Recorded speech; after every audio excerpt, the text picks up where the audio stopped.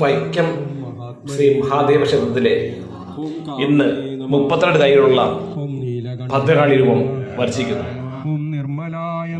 12 വർഷത്തിലൊരിക്കൽ 12 ദിവസം കൊടുങ്ങല്ലൂരമ്മയുടെ ചൈതന്യം വൈക്കം ക്ഷേത്രത്തിൽ ഉണ്ടാകുമെന്നാണ് വിശ്വാസം. ഈ അവസരത്തിൽ ഭദ്രകാളിയുടെ കളം പഞ്ചവർണ്ണത്താൽ വരച്ച് എതിർപ്പും താലപ്പൊലിയും കളംപാട്ടും സമാപന ദിവസം കുരുതിയും നടത്തുന്ന ചടങ്ങാണ് വടക്കുപുറത്ത് പാട്ട്. ഇതോടൊപ്പം 27 നാളിൽ കോടിയർച്ചനയും നടത്തും. 10-ാം തീയതി കോടിയർച്ചനയും വടക്കുപുറത്ത് പാട്ടും സമാപിക്കും. ഇന്ന് 32 കൈകളുള്ള ഭദ്രകാളി രൂപമാണ്. ധാരാളം ഭക്തജനങ്ങൾ അമ്പലത്തേക്ക് ഒഴുകിയെത്തുന്നുണ്ട്.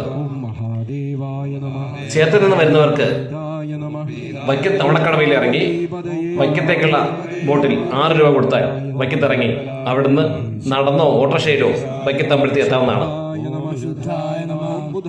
ഉച്ചയ്ക്ക് അന്നദാനവും അമ്പലത്തിൽ ഉണ്ട്.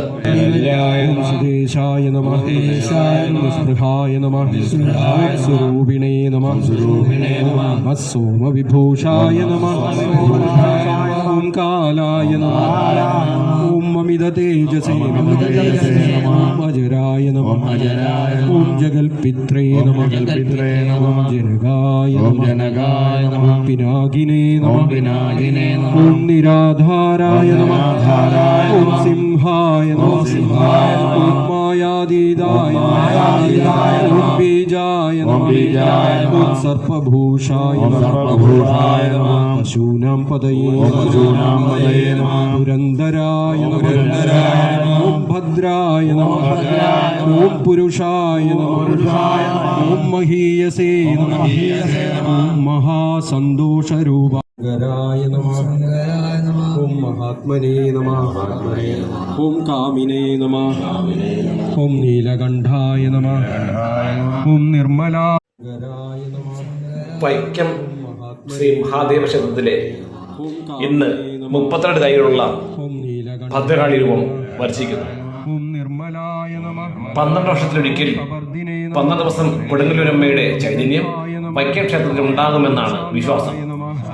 ഈ അവസരത്തിൽ ഭദ്രകാളിയുടെ കളം പഞ്ചവർണ്ണത്താൽ വരച്ച് എതിർപ്പും താലപ്പൊലിയും കളംപാട്ടും സമാപന ദിവസം കുരുതിയും നടത്തുന്ന ചടങ്ങാണ് വടക്കുപുറത്ത് പാട്ട്. ഇതോടൊപ്പം 27 നാളിൽ കോടിയർച്ചനയും നടത്തും. 10-ാം തീയതി കോടിയർച്ചനയും വടക്കുപുറത്ത് പാട്ടും സമാപിക്കും.